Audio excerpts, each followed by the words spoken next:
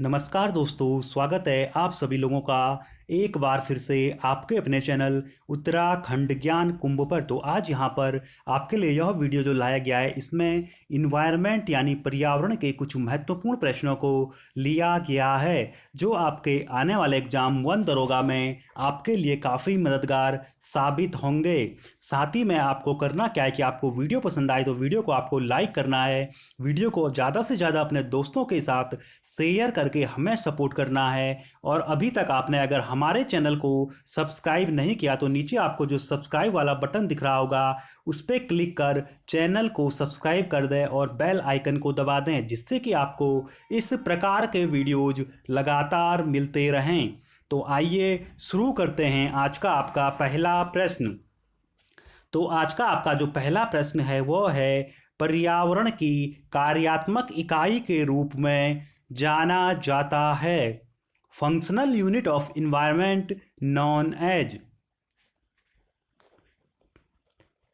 और इसका जो सही जवाब होगा वह होगा आपका ऑप्शन ए, पारिस्थितिक तंत्र। तो आपको ध्यान रखना है कि जो इकोसिस्टम होता है इसी को पर्यावरण की कार्यात्मक इकाई के रूप में जाना जाता है। और पारिस्थितिक तंत्र होता क्या है कि जीवों और उनके जो भौतिक वातावरण के बीच में जो परस्पर क्रिया का एक जैविक समुदाय होता है। और अगर पारिस्थितिक तंत्र यानी इकोसिस्टम की डेफिनेशन के बारे में बात की जाए तो जैविक समुदाय और अजैविक घटकों के अंतर संबंधों से निर्मित संरचनात्मक एवं क्रियात्मक इकाई को पारिस्थितिक तंत्र कहते हैं। और जो पारिस्थितिक तंत्र आपका इकोसिस्टम होता है इसके बारे में आपको ध्यान रखना है कि इसमें आपके अजैविक घटकों तथा जैविक घटकों का पारस्परिक संबंध ही पारिस्थितिकी तंत्र का निर्माण करता है। और साथ ही में आपको ध्यान रखना है कि जो पारिस्थितिक तंत्र होता है यह आपका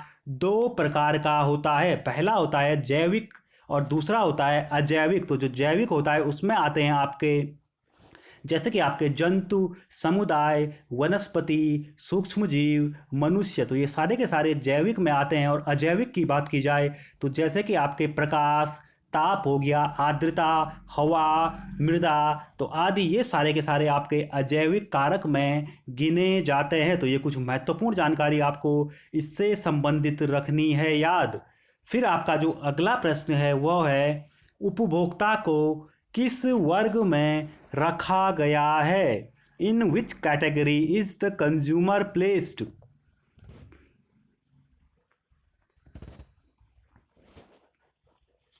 और जो आपका सही जवाब होगा वह होगा ऑप्शन डी, सभी यानी ऑल ऑफ दीज। यानी आपका जो शाकाहारी हो गया, आपका मांसाहारी और जो सर्वाहारी हैं, ये तीनों को तीनों आपके उपभोक्ता होते हैं। और उपभोक्ता आपके होते क्या हैं तो आपको ध्यान रखना है कि वे जीव जो उत्पादक द्वारा उत्पादित भोजन पर प्रत्यक्ष अथवा परोक्ष रूप से निर्भर होते हैं उन्हें आपका उपभोक्ता कहा जाता है। उदाहरण के लिए आपका शाकाहारी, मांसाहारी, सर्वाहारी और परजीवी, तो ये सारे के सारे आपका जो है उपभोक्ता कैटेगरी से संबंधित हैं। फिर आपका जो अगला प्रश्न है वो है, गंगा सफाई योजना कब शुरू की गई। When was the Ganga cleaning scheme started. और आपका जो सही जवाब होगा वह होगा ऑप्शन सी, 1985। तो आपको ध्यान रखना है कि आपका जो गंगा सफाई योजना है इसको 1985 में शुरू किया गया। फिर आपका जो अगला प्रश्न है वो है, अपमार्जक का उदाहरण है। Decomposer example is. और आपका जो सही जवाब होगा वह होगा option D, A and B both. तो आपके जो अपमार्जक होते हैं उनके उदाहरण होते हैं आपका ऑप्शन ए, जीवाणु यानी बैक्टीरिया और फंगस। ये दोनों के दोनों आपके अपमार्जक के उदाहरण हैं। तो अपमार्जक होते क्या हैं तो आप यहाँ पर आप देख सकते हैं कि जो अपमार्जक होते हैं यह जटिल कार्बनिक पदार्थों को सरल अकार्बनिक पदार्थों में बदल देते हैं, जो मिट्टी में जाकर पुनः पौधों द्वारा प्रयोग में लाए जाते हैं। तो ये आपका जटिल कार्बनिक पदार्थों को सरल अकार्बनिक पदार्थों में चेंज करने का जो कार्य करते हैं, यह आपके डिकम्पोजर यानी अपमार्जक करते हैं। फिर आपका जो अगला प्रश्न है वह है, शुक्र ग्रह के वायुमंडल में कितनी प्रतिशत कार्बन डाइऑक्साइड है? How much carbon dioxide is there in the atmosphere of Venus?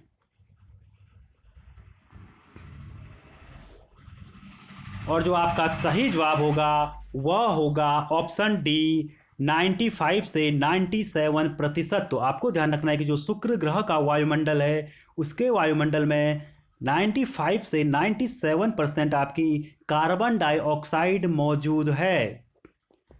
फिर आपका जो अगला प्रश्न है वह है, स्वपोषी किस पोषी स्तर में आते हैं? इन विच ट्रॉपिक लेवल डू ऑटोट्रॉप्स कम?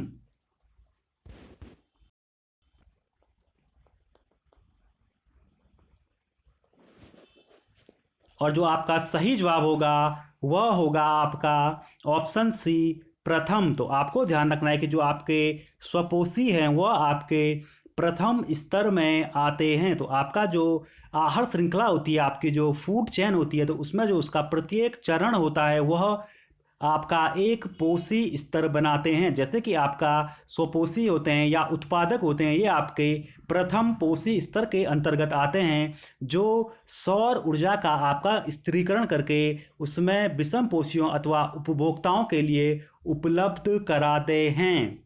फिर आपका दूसरा होता है दूसरा लेवल, फिर तीसरा लेवल। तो इसी प्रकार से स्तर का निर्माण होता है। फिर आपका जो अगला प्रश्न है वो है, नमामि गंगे कार्यक्रम कब शुरू किया गया? When did Namami Gange programme begin? और जो आपका सही जवाब होगा वह होगा ऑप्शन बी, 2014। तो आपको ध्यान रखना है कि नमामि गंगे जो आपका कार्यक्रम है यह 2014 में शुरू किया गया। फिर आपका जो अगला प्रश्न है वह है, इनमें से किस आर का संबंध पर्यावरण संरक्षण से नहीं है? Which of the following is not related to environmental protection?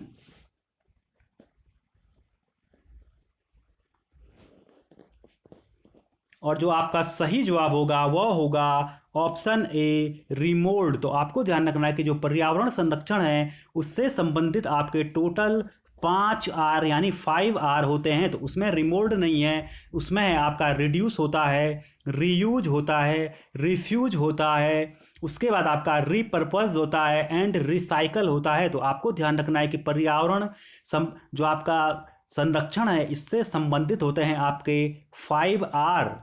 फिर आपका जो अगला है वह है, पर्यावरण संरक्षण अधिनियम कब पारित हुआ? When was the Environmental Protection Act passed?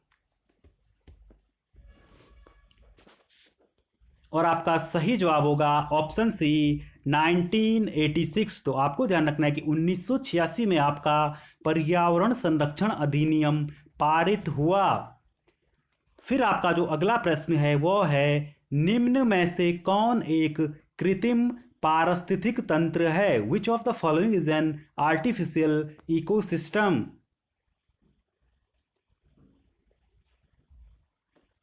और जो आपका सही जवाब होगा वह होगा ऑप्शन सी, धान का खेत यानी पैडी फील्ड। तो जो पैडी फील्ड है यह आपका आर्टिफिशियल इकोसिस्टम का उदाहरण है। बाकी आपका पॉन्ड यानी तालाब, फॉरेस्ट एंड जो लेक है ये आपके नेचुरल इकोसिस्टम के उदाहरण हैं।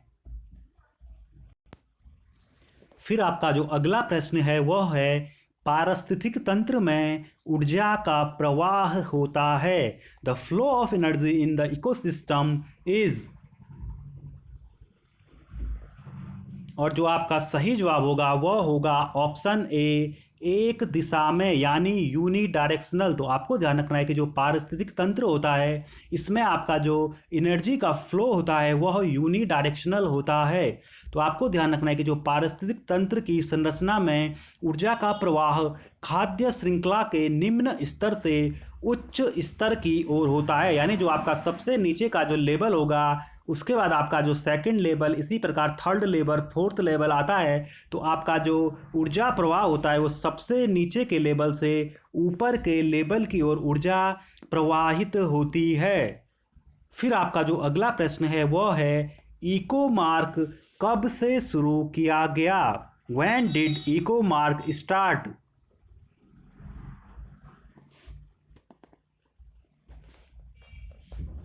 और आपका जो सही जवाब होगा वह होगा ऑप्शन डी 1991। तो आपको ध्यान रखना है कि इको मार्क को 1991 में शुरू किया गया। और इससे संबंधित जो महत्वपूर्ण जानकारी ध्यान रखनी है तो आप यहाँ पर देख सकते हैं, इको मार्क भारतीय मानक ब्यूरो के द्वारा दिया जाता है। जो उत्पाद पर्यावरण के अनुकूल होते हैं उन्हीं जो आपके प्रोडक्ट होते हैं उनको इको मार्क का चिन्ह प्रदान किया जाता है। फिर आपका जो अगला प्रश्न है वह है आहार श्रृंखला के अगले स्तर के लिए ऊर्जा की कितनी प्रतिशत मात्रा उपलब्ध होती है? What percentage of energy is available for the next level of the food chain?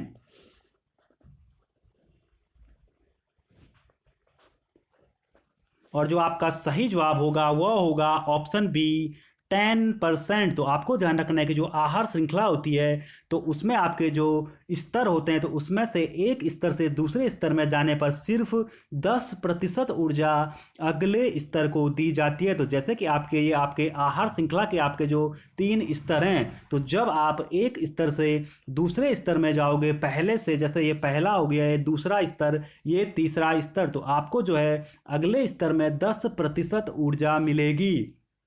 फिर आपका जो अगला प्रश्न है वह है सुपोषण बढ़ाता है, यूट्रोफिकेशन इंक्रीजेज।